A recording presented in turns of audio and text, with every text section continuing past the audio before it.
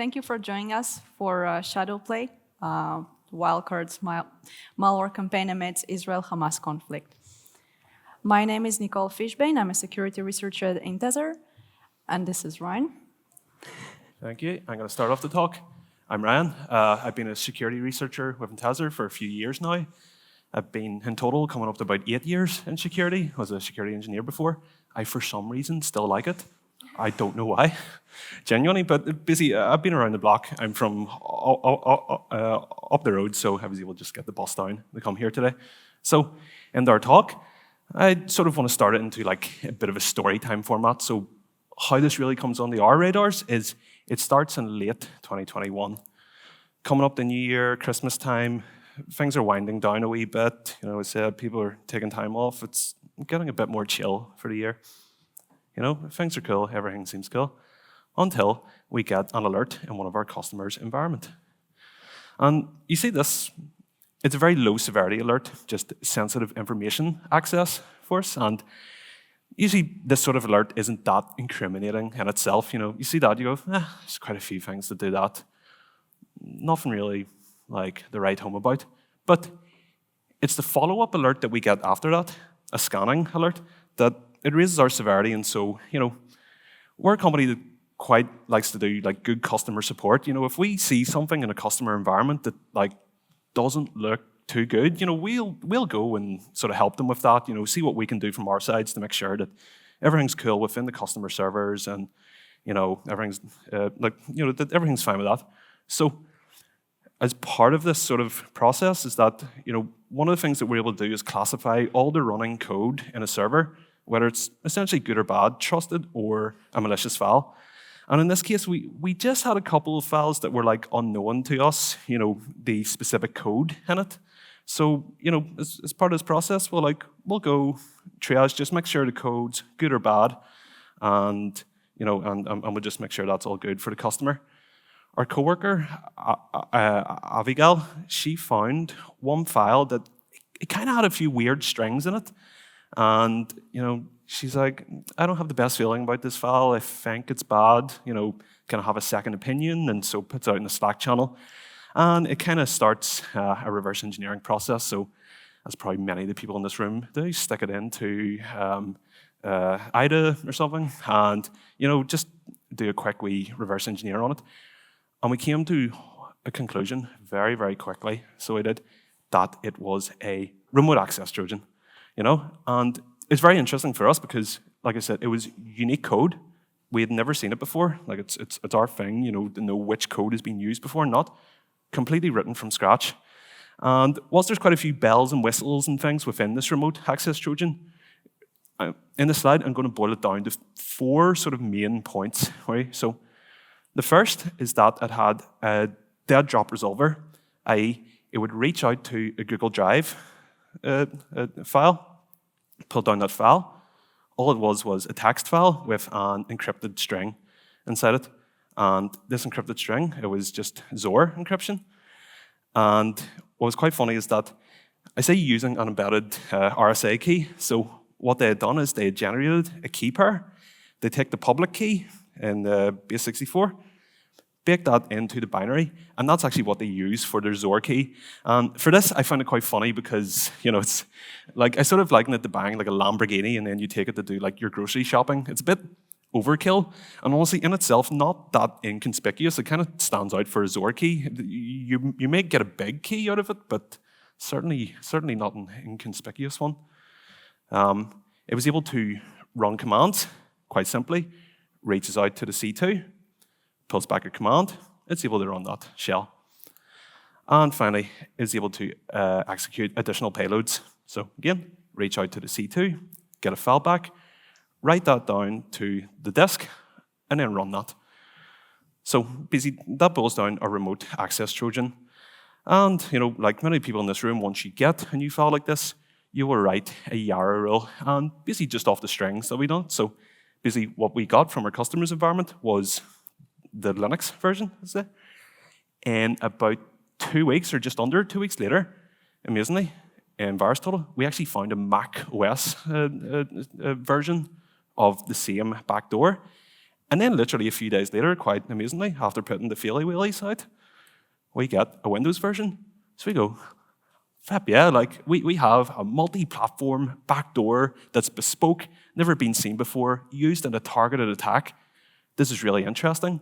So, again, as many of the people inside this room would do, for an intelligence team, you make a blog about it. And, so we make a blog sharing the multi-platform backdoor. We sort of want to help the community as we are here. We're like talking about this sort of stuff, and it gets like pretty good traction. So it does lots of clicks. Again, we share like OS query stuff for it, and all the IOCs, everyone. We sort of feel we've made a difference by sort of sharing it. But what I want to say is that what do we not talk about? As you see with the blog, it's purely about the bespoke malware. But anyone in the room that does like DFIR, incident response, you'll know that usually it's not just like one malware and like a one and done. It's, you've got like commands that they're running, files that they're dropping. You can see what they're looking for, what servers they're on. You have this kind of like mountain of information, or call it like an iceberg of information, of which we only share like the tip of what we actually have. And so essentially today, we want to talk about some of the stuff that we found out during like the incident response process that we haven't actually like really shared publicly to anyone before. And for me, it sort of goes into two main categories: what tools they were using and their intentions behind it. So the tools, pretty much just any command line tool really that you see. There's SSH, traceroute, telnet, ping, FTP. They were really noisy. That's why the megaphone there, they were just going crazy, trying to brute force for the environment. They had managed to get into servers, and they were just looking through other servers through the internal environment, just iterating over the IPv4, like the sort of last block of it. And they also had combo lists that were like specific to users within the infected org. So they clearly done some reconnaissance also beforehand, but really just going crazy on like all these command line tools. They were searching for like credentials, and basically it sort of begs the question, like, what actually is their intention to this?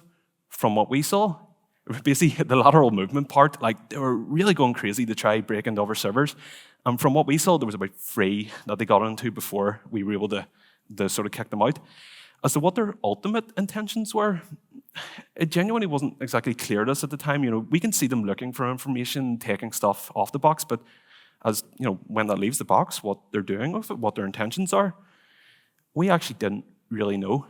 But there's a couple more tools that I want to talk about, and as we were looking through the commands that they were running, they were pulling down projects from GitHub, literally using a Git clone. And there are 2 main projects that I sort of wanted to highlight that are very interesting. One was called rpivot, a reverse SOX4 proxy for penetration tests. And another one was Python port forward. 2 kind of simple Python scripts, but literally they would Git clone this and then start using it in their, I call it pen testing, hacking activities. And one thing I actually did try to do is that, I tried to look at the stargazers, or the people who had starred both rpivot and Python port forward, and do a sort of Venn diagram and try to see who fit down the middle of that, of which there was actually quite a few people, off the top of my head at least about 7, but no one that really fit what we were looking for, maybe that had something to do with us. And so the second one there, Python port forward, is what I want to talk about in the next slide, and how they use it in conjunction with other tools. So we sort of have an environment where on the right-hand side, you see the customers' 2 servers, and then on the left, you see the attacker infrastructure. So what they do is they infect a Linux server, an Apache web server in this case, and they set up a SSH tunnel between one of their own servers and the infected server.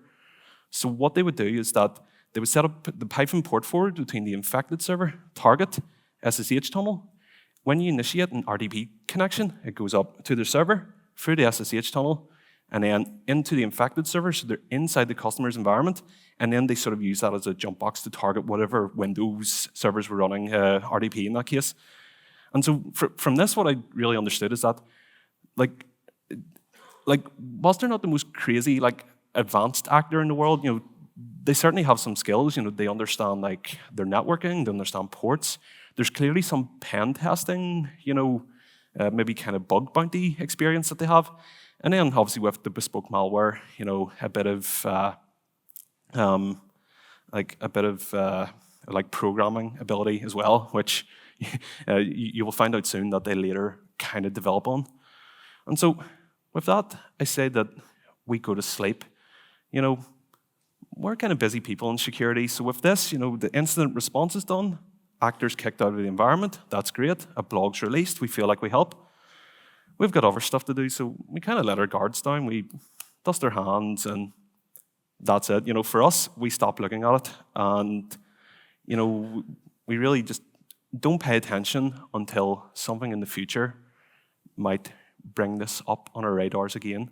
So I say, is this the end of the story? Do you know, Nicole? Is it the end of the story? We wouldn't be here if it was. So the story continues. And then one Saturday morning, it's October 7th, vicious attack from Hamas on Israel kicks off the Israel Hamas war. And Israel becomes once again the target of multiple cyber attacks. And one of the things that we see coming back is SysJoker. But only now it's called RustDown, and it's written in Rust. The other version, SysJoker, was written in C++. So the first thing that we can see when we look up at the file is a PDB with RustDown and Balal. So RustDown, probably that's how the threat actors call this malware, and Balal is an Arabic name. We are not sure why it's there. And another thing that we can see is this path, and the malware basically tries to hide as PHP CGI, which is a component for PHP to communicate with web services. So at this time, we have this timeline, which we will fill in as we go with our story. We had SysJoker that was created on April 2021, and now we have RustDown on October 2023. And the thing about RustDown is that it's a complete reimplementation of SysJoker in Rust. So the same dead drop capabilities, running commands, executing payloads, and using XOR encryption. Only now they got a bit smarter, and they're just using a normal XOR key. So overall, we have a new XOR key instead of the RSA key. We have a new custom hard-coded user agent, same as SysJoker, where they had another hard-coded user agent. And they're using dead drop resolvers, only now it's OneDrive and not Google Drive. Maybe they read our blog, that would be nice. Maybe Google helped, I don't know. When it comes to the communication with the C2, we see the same exact patterns. So whenever they infect an endpoint, they would fingerprint it and send it to the C2 with the attach command. The only small difference is that with SysJoker, they had another field in the fingerprint called anti, probably for antiviruses. So we don't see it in RustDown. But overall, the whole format of communication with the C2 remains the same. One interesting bit about RustDown is that it says persistence through the registry, which is not new. But if you notice this hex value, basically it's a way to approach the current user Hive. And this is very unique, as we discovered, because the only other threat actor or attack that was using this hex value was Operation ElectricPowder, reported by Clear Sky. It was an attack targeting the Israeli electric company in 2016 to 2017. So we have a clear connection here. So we can fill in our timeline. We have ElectricPowder from 2016 to RustDown in 2023. But as we were going through our investigation of RustDown, we were able to find new variants written in C++. The first one is DMA device. When we open it in IDA, it looks exactly the same as SysJoker. So it shares the code and the capabilities. But the interesting bit is that the custom alphabet it is using is similar to SysJoker, the same XOR key as RustDown, and the same new hard-coded user agent. So basically, it shares capabilities and code with both the old version and the new version. And also, it introduced stack obfuscations of strings on the stack, which we didn't see in SysJoker nor RustDown. Another version is the app messaging registrar, also in C++. This one masquerades as a Brave browser. And once again, it shares code with SysJoker, uses the same XOR key, but uses the OneDrive like RustDown and DMA device. So basically, we're looking at some mid-versions between the original, the OG SysJoker, and the RustDown. So we can fill in our whole timeline. We have DMA device, and we have the app messaging registrar. And once we were able to connect all the dots, we named this APT WildCard. And the thing that connects all of it, besides the capabilities and the code and the XOR things and everything around it, is also that they're trying to hide behind legit software, usually something that developers or software engineers would use. And we can see it from the ElectricPowder until RustDown. So now you might ask yourself, who are the targets of this whole operation? It's Israel, only Israel. And the actual targets, to be more specific, are software engineers, as we saw, critical infrastructure, educational centers, educational places, which is where we first saw this whole attack kicking in. And lately, Google released a very broad report about the whole attacks on Israel after the start of the war. And they have some really interesting conclusions, such as that Iran is behind multiple campaigns that are aimed to change the opinion of the people about Israel. But besides that, they also covered the activity of what we call WildCard. And one of the things that they mention is that they're targeting software engineers with elaborate social engineering campaigns through LinkedIn and so on. So, to conclude, we showed you how we basically found an APT starting from a simple alert that looks benign for some or suspicious for others, and how we uncovered a whole APT that have been targeting Israel for years. Thank you so much. Stay safe.